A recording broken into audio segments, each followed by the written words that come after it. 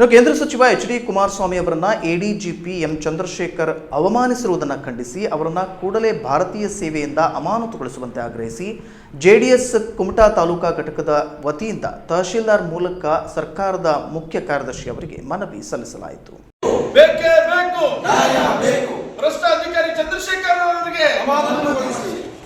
Kumta ತಾಲೂಕಾಧ್ಯಕ್ಷರಾದ CG Hegde ನೇತೃತ್ವದಲ್ಲಿ ಕುಮಟಾ ತಾಲೂಕಾಡಳಿತ ಸೌಧದ ಎದುರು ಎಡಿಜಿಪಿ ಎಂ ಚಂದ್ರಶೇಖರ್ ವಿರುದ್ಧ ಭ್ರಷ್ಟ ಅಧಿಕಾರಿ ಚಂದ್ರಶೇಖರ್ ಅವರಿಗೆ ಅಮಾನತು ಮಾಡಬೇಕು ಎಂದು ಘೋಷಣೆ ಕೂಗಿದರು. ಈ ವೇಳೆ ಜೆಡಿಎಸ್ ಮುಖಂಡ ಸೂರಜ್ ನಾಯ್ಕ್ ಸೋನಿ ಮಾತನಾಡಿ, ಎಡಿಜಿಪಿ ಎಂ ಚಂದ್ರಶೇಖರ್ ವಿರುದ್ಧ ಭ್ರಷ್ಟಾಚಾರ, ದುರ್ನಡತೆ ಮತ್ತು ಸುಲಿಗೆ ಮುಂತಾದ ಕ್ರಿಮಿನಲ್ ಸೇರಿ ಹಲವು ಪ್ರಕರಣಗಳು ಅವರ ಮೇಲೆ ಇದೆ. ಹೀಗಿರುವಾಗ ಈ ನಾಡು ಕಂಡ ರೈತರ ಮಗ ಮಾಜಿ ಮುಖ್ಯಮಂತ್ರಿ ಎಚ್.ಡಿ. ಕುಮಾರಸ್ವಾಮಿ ಅವರ ಬಗ್ಗೆ ಅತ್ಯಂತ ಹೀನಾಯವಾಗಿ ನಾಲಿಗೆ ಹರಿಬಿಟ್ಟಿದ್ದನ್ನ ಕುಮಟಾ ಜೆಡಿಎಸ್ ತಾಲೂಕು ಘಟಕ ಮತ್ತು ಜನಸಾಮಾನ್ಯರ ಪರವಾಗಿ ಅತ್ಯಂತ ಕಟುವಾಗಿ ಖಂಡಿಸುತ್ತೇನೆ. ಒಬ್ಬ ಕೇಂದ್ರ ನಾಯಕರ ವಿರುದ್ಧ ಸಲೀಸಾಗಿ ಲಂಗು ಲಗಾಮಿಲ್ಲದೆ ಮಾತನಾಡುತ್ತಿರುವುದನ್ನು ಗಮನಿಸಿದರೆ ರಾಜ್ಯದಲ್ಲಿ ತುಘಲಕ್ ದರ್ಬಾರ್ ನಡೆಯುತ್ತಿರುವಂತೆ ಕಾಣುತ್ತಿದೆ. ಎಡಿಜಿಪಿ ಎಂ ಚಂದ್ರಶೇಖರ್ ಅವರನ್ನ ಕೂಡಲೇ ಭಾರತೀಯ ಸೇವೆಯಿಂದ ಅಮಾನತುಗೊಳಿಸಬೇಕು. ಉನ್ನತ ಮಟ್ಟದ ತನಿಖೆ ನಡೆಸಿ ಶಿಸ್ತು ಕ್ರಮ ಕೈಗೊಳ್ಳಬೇಕು. ಜತೆಗೆ ಕೇಂದ್ರ ಗೃಹ ಸಚಿವಾಲಯಕ್ಕೆ ಸೂಕ್ತ ಪ್ರಸ್ತಾವನೆಯನ್ನ ರಾಜ್ಯ ಸರ್ಕಾರದ ಶಿಫಾರಸಿನೊಂದಿಗೆ ಕಳುಹಿಸಬೇಕು. ಶೀಘ್ರವಾಗಿ ಕ್ರಮ ಕೈಗೊಳ್ಳದಿದ್ದರೆ ಇದು ಜನರಿಗೆ ಮಾಡುವ ಅತಿದೊಡ್ಡ ಅನ್ಯಾಯವಾದಂತೆ. ಹೀಗಾಗಿ ಅವರ ಮೇಲೆ ಶಿಸ್ತು ಕ್ರಮ ಕೈಗೊಳ್ಳಬೇಕು ಎಂದು ರಾಜ್ಯ ಸರ್ಕಾರವನ್ನ ಆಗ್ರಹಿಸಿದರು.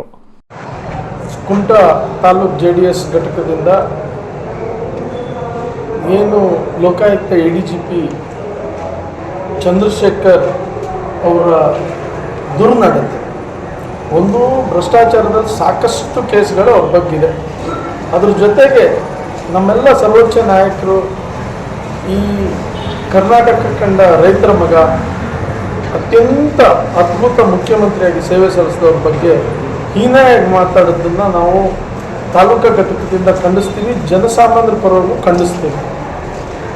ಒಂದು ಕೇಂದ್ರ ಸಚಿವರ ಬಗ್ಗೆ ಇವರು ಮಾತಾಡ್ತಾರೆ ಅಂದರೆ ಏನು, ಇದರ ಅರ್ಥ ಏನು ಅಂತ, ಏನು ನಡೆಸಿದ್ದಾರೆ, ಇದು ಏನು ನಮ್ಮ ರಾಜ್ಯದಲ್ಲಿ ತುಘಲಕ್ ದರ್ಬಾರ ನಡೀತಾ ಇದೆ ಅಂತ ನಮಗೆ ಸಂಶಯ ಆಗ್ತದೆ.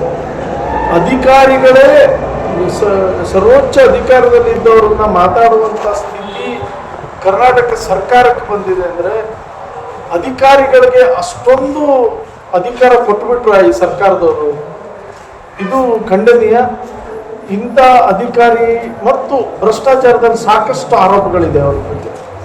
ಸೊ ಇವೆಲ್ಲ ಮನಗಂಡು ನಮ್ಮ ಮುಖ್ಯ ಕಾರ್ಯದರ್ಶಿಗಳು ಕೇಂದ್ರ ಸರ್ಕಾರಕ್ಕೆ ಬರಿಬೇಕು, ಶಿಫಾರಸು ಮಾಡಬೇಕು, ಅವ್ರ ವಿರುದ್ಧ ಕ್ರಮ ತಗೋಬೇಕಂತ ಕೇಂದ್ರ ಗೃಹ ಒಂದು ಕಾರ್ಯದರ್ಶಿ ಅವರಿಗೆ ಬರಿಬೇಕು ಅಂತ ನಮ್ಮೆಲ್ಲರ ಒತ್ತಾಯ.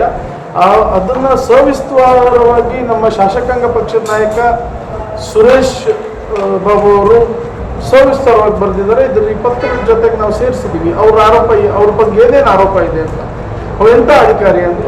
ಆಶ್ಚರ್ಯ, ಅವರು ಪತ್ರಿಕೆಯಲ್ಲಿ ಹೇಳಿಕೆ ಕೊಡ್ತಾರೆ, ನಾನು ಅಥವಾ ಬರ್ದೇನು ಲಿಖಿತವಾಗಿ ಬರೀತಾರೆ, ಗವರ್ನರ್ ಆಫೀಸ್ಗೆ ತನಿಖೆಗೆ ಹೋಗ್ತೀನಿ ಅಂತ. What is is capacity? ಯಾವ ಆಧಾರದ ಮೇಲೆ ಅದನ್ನು ಬರೀತಾರೆ? ಇದೆಲ್ಲೋ ಒಂದು ಕಡೆ ತನಗೆ ಸಿಕ್ಕಿದ ಅಧಿಕಾರ ಸರ್ವೋಚ್ಚ ಅಧಿಕಾರ ಅಂತ ತಿಳ್ಕೊಂಡ್ಬಿಟ್ಟಿದ್ದಾರೆ. ಯಾವ ಭ್ರಮೆಯಲ್ಲಿದ್ದಾರೆ ಗೊತ್ತಿಲ್ಲ. ನಮ್ಮ ಎಲ್ಲರ ನೆಚ್ಚಿನ ನಾಯಕ ಕುಮಾರಸ್ವಾಮಿ ಅವ್ರ ಬಗ್ಗೆ ಹೇಳಿದ್ದು ನಾವು ಅತ್ಯಂತ ಕಠೋರವಾಗಿ ಖಂಡಿಸ್ತೀವಿ.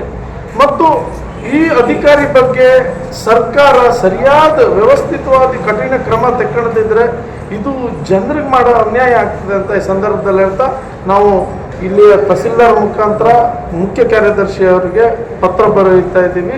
ಕೂಡಲೇ ಕಠಿಣ ಕ್ರಮ ತಗೋಬೇಕಂತ ಮತ್ತು ಕುಮಟಾ ತಾಲೂಕಾ ಘಟಕ ಜೆಡಿಎಸ್ ಘಟಕದಿಂದ ನಾವು ಕಠೋರವಾಗಿ ಖಂಡಿಸ್ತೀವಿ. ಇಂಥ ಅಧಿಕಾರಿಗಳಿಗೆ ಈ ರೀತಿ ಮಾತಾಡೋದಕ್ಕೆ ಅವಕಾಶ ಮಾಡಿಕೊಡ್ಬಾರ್ದು.